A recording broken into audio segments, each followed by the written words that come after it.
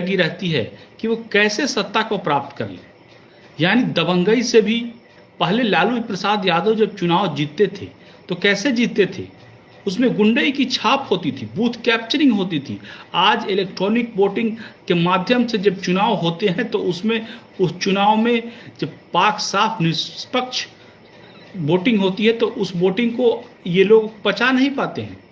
क्यों नहीं पचा पाते हैं? क्योंकि इनकी कुर्सी आज 15-20 सालों से खसकी हुई है। उस समय जिस प्रकार से गुंडागर्दी की प्रवृत्ति विकसित की आरजेडी वालों ने, बिहार को जिस रफ्तार पर ले गए, जिस गुंडागर्दी के तह दिल में इसे ढकेला, वो किसी से छिपी हुई बात नहीं है। और अगर आप देखेंगे इस गुंडागर्दी की हकीकत की पड़ताल करेंगे तो इसी कारण से बिहार 15 सालों में पिछड़ा। इन 15 सालों में पिछड़ने का मुख्य वजह यह रहा कि आप ऐसे समझिए, समझने के लिए कि इसमें रोजगार के निवेश की जितने भी संभावना थे, जितने भी रोजगार यहाँ सृजन हो सकते थे, वो सृजन नहीं हो पाए, वो यहाँ पर नहीं आ पाए। और वहाँ पर नहीं आने के कारण धीरे धीरे बिहार से विकास का जो निवेश था वो चला गया। अब बिहार में जब विकास का निवेश नहीं होता है तो इसके कारण बड़े बड़े फैक्ट्रियाँ नहीं स्थापित हो पाती है। फैक्ट्रियाँ नहीं स्थापित हो पाने के कारण आज बिहार समतल के दृष्टि में विकासशील राज्य बनकर रह गया और विकसित नहीं हो पाया। इसके लिए दोषी कौन है? आप नीतीश कुमार को कैसे दोषी ठहरा सकते हैं भाई?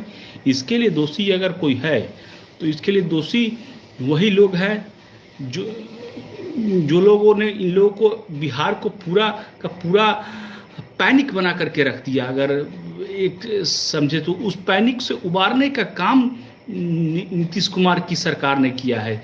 आखिर अगर आपको समझना है इस तरीके से, जिस प्रकार से बिहार के विकास की सच्चाई को अगर समझना है तो इस तरीके से समझना पड़ेगा कि आखिर बिहार जिस तरह से विकसित राज्य आज बनने की कगार पर है। बिजली आप गांव में 22 घंटे, 23 घंटे, 24 घंटे है। सड़क बन करके तैयार हुआ है।